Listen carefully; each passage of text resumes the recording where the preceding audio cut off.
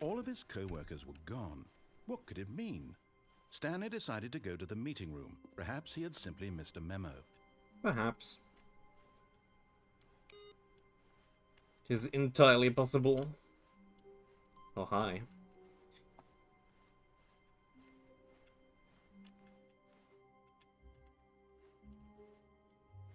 When Stanley came to a set of 2 open doors, he entered the door on his left. Let's find the things. Yet there was not a single person here either. Feeling a wave of disbelief, Stanley decided to go up to his boss's office, hoping he might find an answer there. No broom closet for me. Coming to a staircase, Stanley walked upstairs to his boss's office.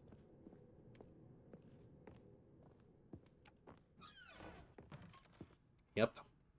Still a room.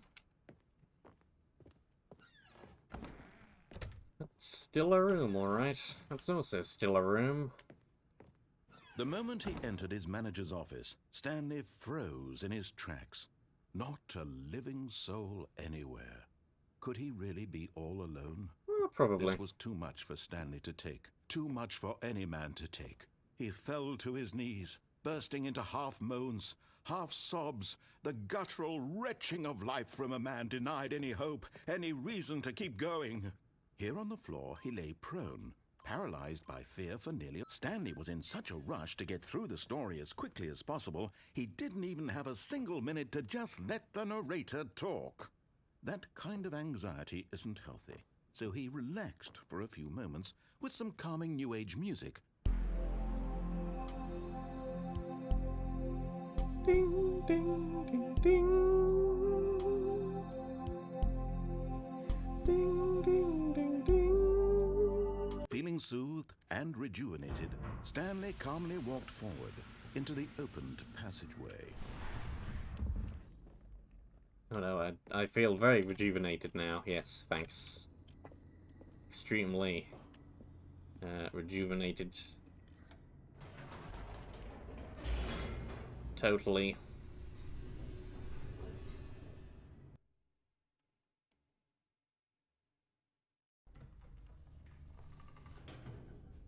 See, I noticed this was lit up, so what if I go back up again? Whoops. Nope. Never mind. Stanley actually got back into the elevator and went back up. Silly me. Why did Stanley do that when he knew that it would just lead back to his boss's office? Well, that's a great question. I just can't wait to find out. I don't know yet either. We'll see when we get there. I mean, you never know. Well, now I can't go back down again. So, I guess now I'm stuck here. Here we are, Stanley. It's your boss's office. Ooh. Exactly the way it was before you got onto the elevator. It's still just exactly what it is. What a decision you've made to come up here and look at the office again.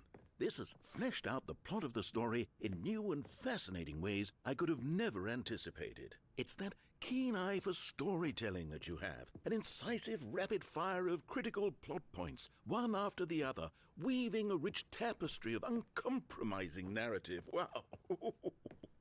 I'm bolted to the edge of my seat.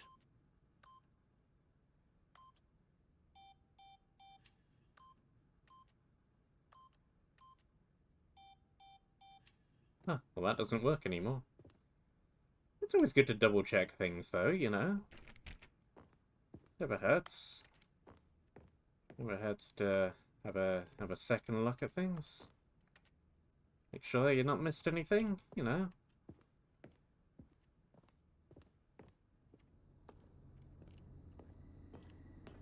Oh right, we can go down again now. Here we go then. Incredible. Now he's getting back into the elevator and going down again. Ladies and gentlemen, how does he keep coming up with all of this?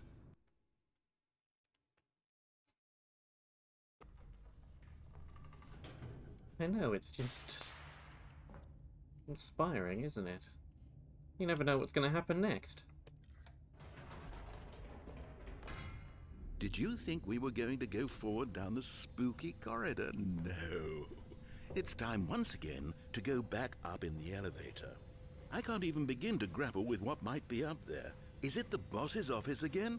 Or what if it's the boss's office this time? The suspense is killing me.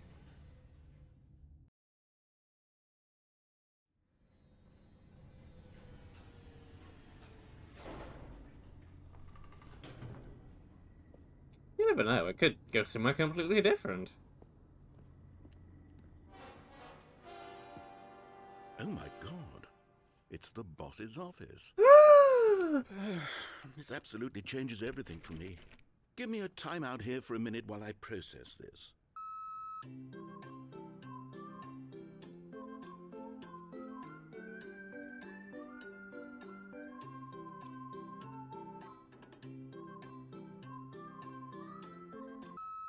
Okay, I'm ready. I'm prepared to embrace this stunning revelation and to move forward with... No, wait. No, I need more time to process. He's not over it. He's not over it.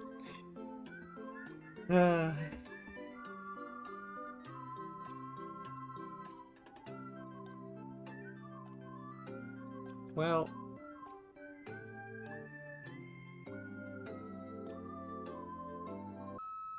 All right. I have fully come to terms with it. You sure? I have made space in my worldview for this astonishing new reality. As before, I turn to your expert eye for gripping narrative, Master Stanley. Alright then. Alright. Well... now that we've gotten over that excitement, I think it's time to go down the elevator. Of course. Going back down in the elevator. How did I not anticipate it? I mean, sure, now it's obvious, but you have to understand that 30 seconds ago, this kind of thing had never been attempted before. I had no frame of reference to even anticipate it. That's just how revelatory Stanley's decision-making is. A breath of fresh air in a landscape of storytelling that has grown stale and repetitive.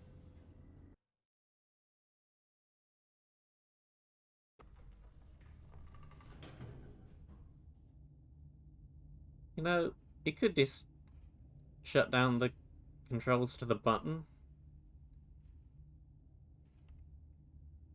I wonder if this is like a thrill ride for Stanley. I mean, he's at his desk all day. This elevator might be the equivalent of a roller coaster to him. Who am I to deny him more of that?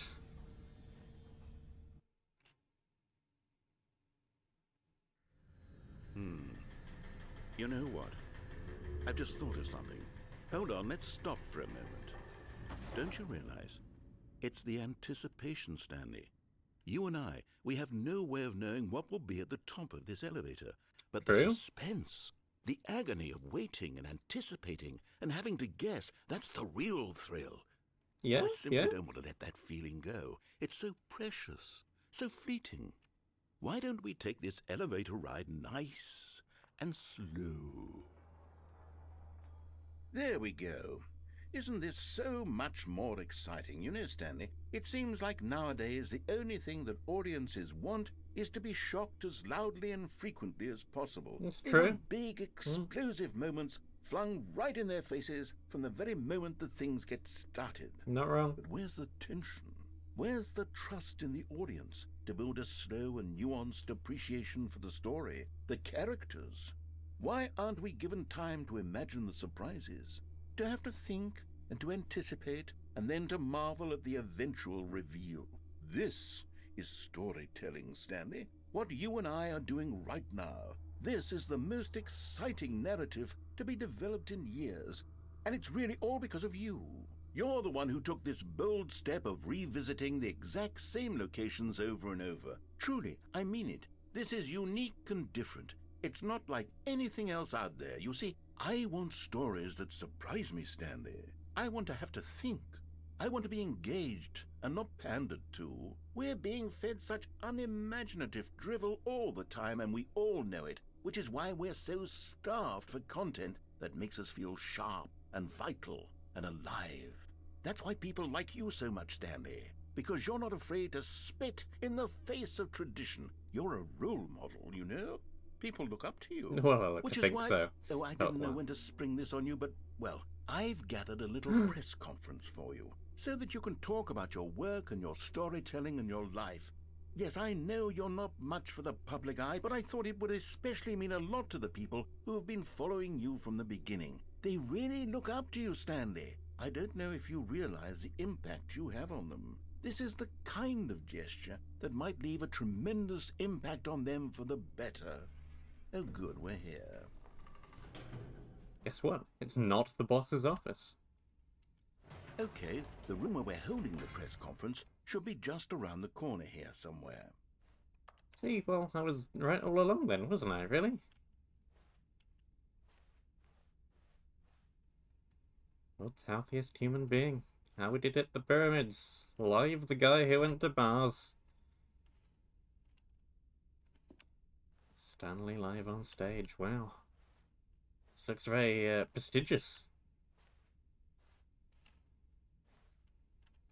Ah, yes, here it is, just through this door.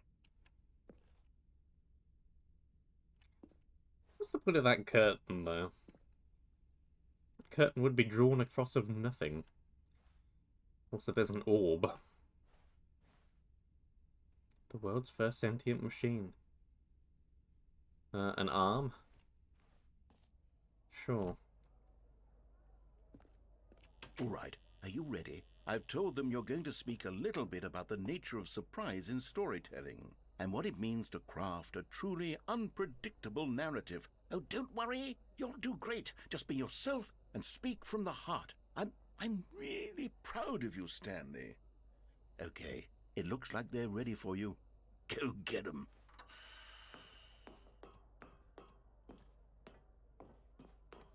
Alright, here we go.